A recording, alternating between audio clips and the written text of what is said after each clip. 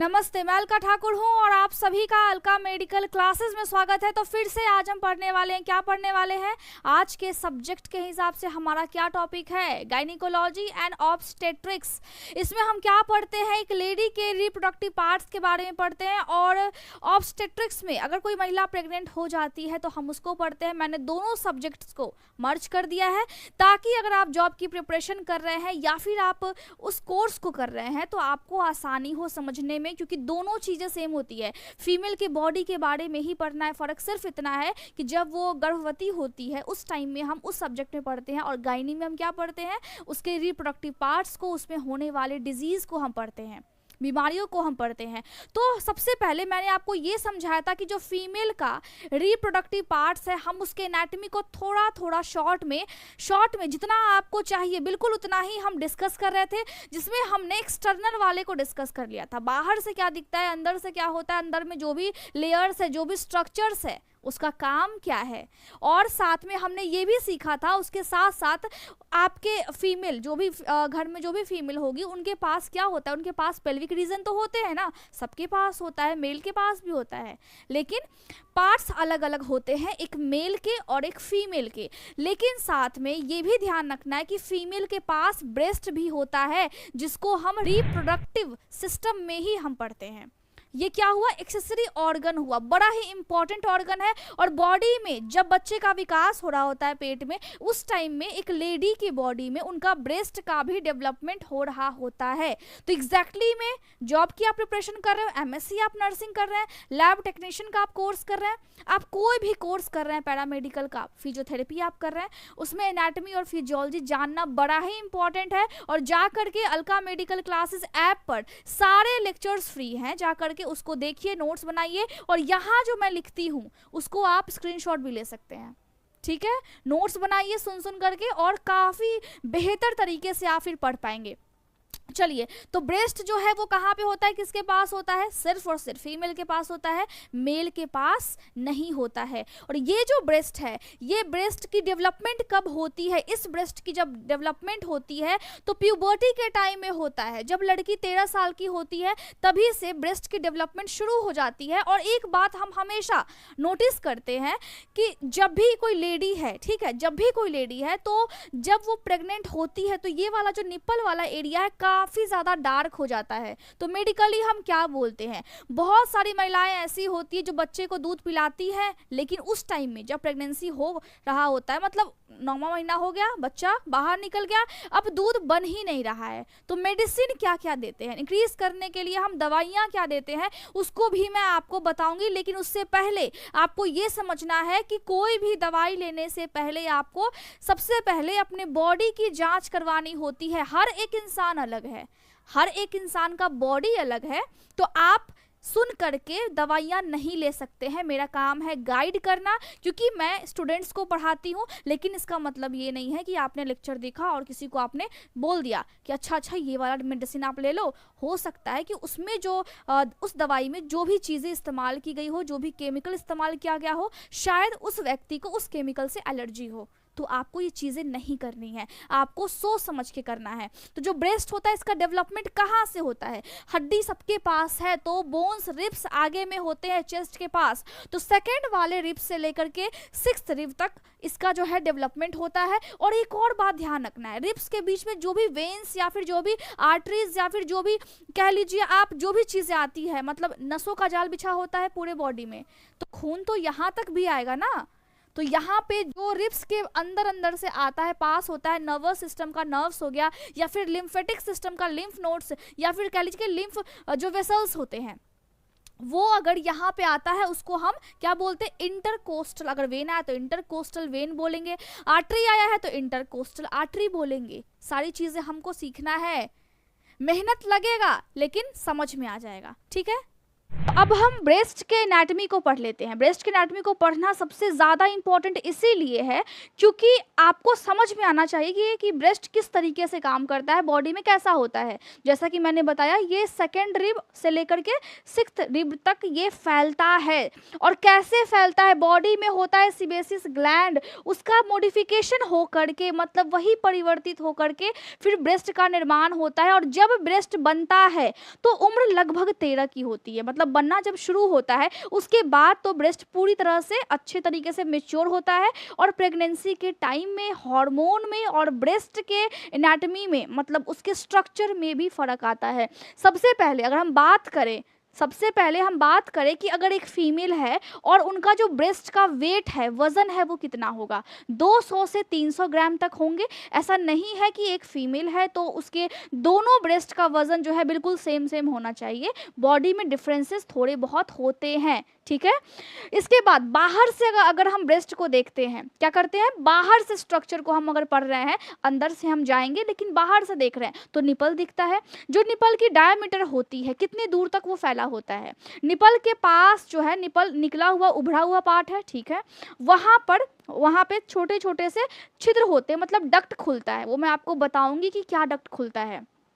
अब निपल है, उसके आसपास आपने देखा होगा कि ब्लैक टाइप का पार्ट होता है, मतलब अगर ये निपल है, ठीक है, तो ब्लैक सा पार्ट होगा। अब ये जो पार्ट है, इसकी जो डायमीटर जो हम बात करते हैं ना, डायमीटर का मतलब होता है कि निपल से कितनी दूरी तक है। ये जो दूरी है वो 2.5 सेंटीमीटर की है। और वो ब्लैक ज़्यादा हो जाता है प्रेगनेंसी के टाइम में।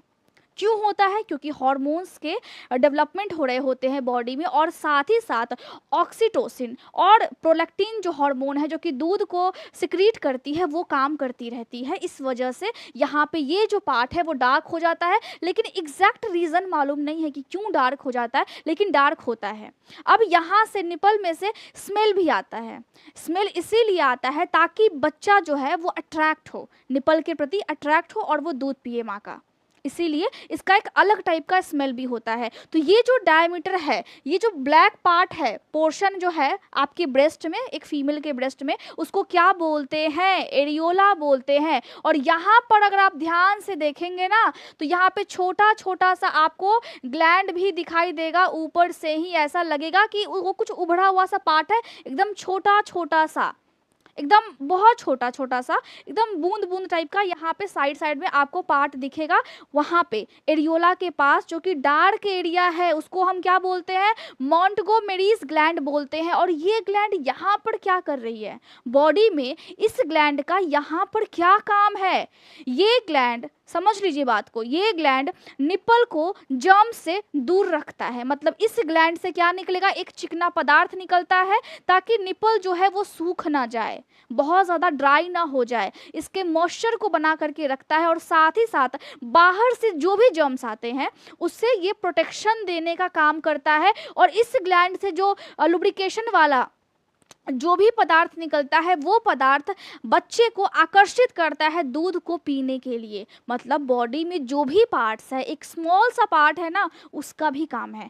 तो यहाँ पे इस ग्लैंड का तो ये काम हो गया, और डार्क वाले एरिया का तो ये काम हो गया। एरियोला बोलते हैं, याद रखना है बिल्कुल। अब निप्पल में भी, अब ये जो निप्पल है अगर ध्यान से देखेंगे तो बिल्कुल प्लेन नहीं होता है। इसमें भी आपको लगेगा कि कुछ छोटे छोटे से छेद है, और वो छेद क्या होता है? लैक्टिफेरस जो डक्ट, जो कि बॉडी के यानी कि ब्रेस्ट के अंदर रहती है जो डक्ट, एक पाइप टाइप का, मतलब डक्ट का मतलब ही होता है नली। पाइप टाइप का स्ट्रक्चर आकर के खुलता कहाँ पे है? निपल में, जो कि बाहर से हमको दिखता है, और बच्चे का जो दूध है वहीं से निकलता है। ठीक है, अगर आपके ब्रेस्ट में पेन है, अगर ये ब्रेस्ट है और इसमें काफ़ी दर्द महसूस हो रहा है, तो मेडिकल टर्म में क्या बोलेंगे उसको? मेडिकल टर्म में हम उसको थैलेल्जिया बोलते हैं। जिस भी शब्द के लास्ट में एल्जिया लिखा रहे, इसका मतलब होता है दर्द। और यहाँ पर थैलेल्जिया है, इसका मतलब होता है किसी भी फीमेल के ब्रेस्ट में दर्द हो रहा है, ज़्यादा दर्द है। और ज़्यादा दर्द होने की वजह से कभी कभी गांठ भी बन जाता है, और गांठ बनने के बाद हो सकता है कि वो फिर ट्यूमर में कन्वर्ट हो जाए, फिर कैंसरस बाद में हो जाए। तो इसीलिए कभी भी दर्द हो तो आपको डॉक्टर के पास जाना चाहिए। ठीक है, ये बातें हमको समझ में आ गई कि बाहर से ये वाला सीन है, क्या है? बाहर से ये वाला सीन है। ये सब जो पिक्चर है ना वो अंदर का है, बाहर से जो हमको दिखता है उसका ये सीन है। इतना याद रखना है। अब अंदर की बात कर लेते हैं। लिखने का मतलब ये है कि आप स्क्रीनशॉट भी लो, साथ ही साथ नोट्स भी आप तैयार करते जाएं, और इतना ही पढ़ना इंपॉर्टेंट है। अगर आप पैरामेडिकल के छात्र हैं तो ज़्यादा पढ़ना इंपॉर्टेंट नहीं है। जॉब की प्रिपरेशन कर रहे हैं तो आपको बिल्कुल फोकस्ड होकर के प्रिपरेशन करनी है, पूरा किताब आपको नहीं पढ़ना है, ठीक। तो यहाँ पे इंटरनल जो स्ट्रक्चर है वो क्या होता है। अब देखिए बात को, जब लड़की 13 साल की होती है तो उसका ब्रेस्ट बड़ा हो रहा होता है। तो जब ब्रेस्ट बड़ा होना शुरू होता है उस टाइम को क्या बोलते हैं, उस टाइम ब्रेस्ट को हम क्या बोलेंगे, थेलार्च बोलेंगे। जब खत्म हो जाएगा मेंस्ट्रुअल साइकिल, मतलब पीरियड्स जब आना बंद हो जाएंगे, एक एज के बाद बंद हो जाता है, उस टाइम को हम क्या बोलेंगे, उस टाइम को हम बोलेंगे मेनार्च। क्या बोलेंगे, मेनार्च। तो जो वर्ड लिखा है ना मैंने, इसीलिए लिखा है ताकि आप अच्छे से नोट कर पाएं। अच्छे से नोट कीजिए, और कोई भी डाउट होता है Alka medical classes Telegram group पर जाकर के आपको वहाँ पे मैसेज करना है। अब जो ब्रेस्ट है, देखते हैं हम ब्रेस्ट में काफ़ी फैट टिश्यू टाइप का लगता है कि बहुत स्मूथ है, बहुत ज़्यादा एक तरह से पिलो की तरह है, ठीक है। तो वहाँ पे 20% ग्लैंडुलर टिश्यू होता है, मतलब कोशिका, उत्तक। टिश्यू का मतलब होता है उत्तक, सेल का मतलब होता है कोशिका। तो ये जो ग्लैंडुलर टिश्यू है ये टाइप होता है, जब बहुत सारे सेल्स मिलते हैं ना तो जाकर के टिश्यू बनता है। तो 20% तो ऐसे टिश्यू हो गए, और 80% फैट और कनेक्टिव टिश्यू होते हैं। तो भैया यहाँ पर कनेक्टिव टिश्यू का क्या काम है, एक तरह से जैसे रस्सी का जाल बिछा होता है, जैसे आपने देखा होगा मकड़े का जाल, वैसे ही बिल्कुल मजबूत सा यहाँ पर फैट के साथ साथ कनेक्टिव टिश्यू भी है। क्योंकि बहुत ज़्यादा उसको सपोर्ट की आवश्यकता है, पीछे से जो मसल्स होते हैं वो भी सपोर्ट करते हैं। वो अभी मैं जस्ट बताने वाली हूँ कि कौन से मसल उसको सपोर्ट करते हैं, उसके पीछे से भी पोर्शन से भी, पीछे के पोर्शन से और आगे से भी। तो यहाँ पे कनेक्टिव टिश्यू होता है ताकि जो अंदर के जो भी लोब्यूल्स है, जो भी डक्ट है, या फिर अगर ब्रेस्ट में चोट लग जाए तो ब्रेस्ट बिल्कुल ठीक ठाक रहे, उसमें कुछ भी दिक्कत ना आए, उसके अंदर के स्ट्रक्चर को कुछ भी हार्म ना पहुंचे, ठीक है। तो यहाँ पे 80% क्या हो गया, फैट और कनेक्टिव टिश्यू हो गया। लोब उसमें कितना होता है, 1 से 100 तक लोब्यूल्स होते हैं। लोब जो है वो लगभग कितना होता है, लगभग वो 10 से 20 होता है लोब। एक ब्रेस्ट में 10 से 20 लोब होता है। अब ये लोब्स क्या होता है, समझिए बात को। ये जो लोब्स है ये बड़ा बड़ा ये वाला है, ये वाला एक, ये देखिए ये 2, ये वाला पूरा 3, ये 4, ये 5, ये 6। तो लगभग किसी किसी में 10 से 12, किसी किसी में जिसका ब्रेस्ट की साइज बड़ी होगी तो 20 तक जा सकता है, नॉर्मल है, लेकिन उससे ज़्यादा नहीं जाना चाहिए। अब इस लोब्स के अंदर में आप देख रहे हैं छोटा छोटा सा मटर के दाने जैसा स्ट्रक्चर है, इसी को हम लोब्यूल्स बोलते हैं। और ये इसकी संख्या एक लोब में 100 तक हो सकता है। और इसी लोब्यूल में क्या होता है, मतलब ऐसा तो एक लोब है ना, इसमें 100 हो सकता है इसमें 50 हो सकता है इसमें 80 हो सकता है कि इसमें 20 हो। इस तरीके से सब में क्या होंगे, सब में लोब्यूल्स होंगे, ठीक है। तो जो लोब्यूल्स है इसके अंदर क्या होता है, इसके अंदर एसिनार सेल होता है। वो जो एसिनार सेल है वो क्या करती है, वो दूध का निर्माण करती है। मतलब ब्रेस्ट में दूध आता कहाँ से है, इस छोटे छोटे से लोब्यूल्स में दूध बनता है, मतलब मिल्क की प्रोडक्शन होती है। और वो किस हार्मोन के इन्फ्लुएंस में होता है, बॉडी में, एक फीमेल के बॉडी में प्रोलैक्टिन क्या होता है, प्रोलैक्टिन एक हार्मोन होता है। और इसी हार्मोन की वजह से क्या बनता है, इस लोब्यूल्स में क्या बनता है, मिल्क का प्रोडक्शन होता है। और फिर यहाँ से फिर जो डक्ट आपको दिख रहा है ना, ये यहाँ से फिर डक्ट, ये देखिए यहाँ से डक्ट जुड़ा हुआ है सब में से। यहाँ से ये वाला जो डक्ट है इसको हम बोलते हैं लैक्टिफेरस डक्ट, और ये जा करके फिर निपल में खुलती है। इस डक्ट के थ्रू, लैक्टिफेरस डक्ट के थ्रू मिल्क का जो प्रोडक्शन हुआ है लोब्यूल्स में, वो सीधे जा करके निपल के पास जाएगा। और वहाँ पे जो आपका डार्क वाला एरिया है, वहाँ पे जो ग्लैंड है वो तो काम कर ही रहा है बच्चे को आकर्षित करने के लिए, ताकि बच्चा दूध पिए।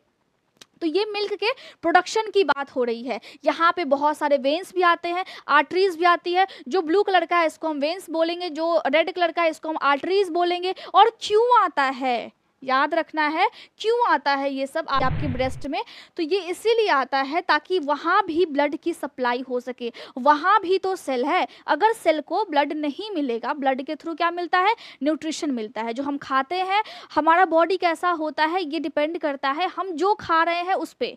अगर अच्छा खाएंगे तो बॉडी अच्छा होगा, मतलब अगर हेल्दी खाएंगे तो बॉडी हेल्दी होगा, और अगर हमने हेल्दी नहीं खाया तो बॉडी क्या होगा, अनहेल्दी होगा। तो सारे स्ट्रक्चर्स भी वैसे ही वीक होंगे या फिर स्ट्रांग होंगे। तो वही वाली बात है। तो यहाँ पे देखिए लैक्टिफेरस डक्ट यहाँ भी दिख रहा है, ठीक, यहाँ भी दिख रहा है। अब यहाँ पे सस्पेंसरी लिगामेंट्स होते हैं। अब ऊपर से लिगामेंट है और इंटरकोस्टल मसल्स भी होता है। अब इंटरकोस्टल मसल का क्या मतलब है, अगर ये हड्डी है, ये वाली पोर्शन जो है वो आपके रिब्स है, ठीक है, रिब्स है, उसके बीच बीच में मसल्स भी है। अब मसल्स क्यों है, ताकि ब्रेस्ट को सपोर्ट मिल सके। अब रिब्स के बीच में मसल है, इसीलिए इसका नाम पड़ा है इंटरकोस्टल, मतलब दो हड्डियों के बीच का जो मसल होगा उसी को हम इंटरकोस्टल मसल्स बोलते हैं, ठीक। तो इतना समझ में आ गया। अब रिब्स की तो बात हो गई। अब यहाँ पे पीछे से अंदर से लंग्स होगा, तो चलो लंग्स की तो हम बात अभी नहीं कर रहे हैं, लेकिन पीछे से इसको सपोर्ट मिल गया और इधर से लिगामेंट्स भी है, जिसकी वजह से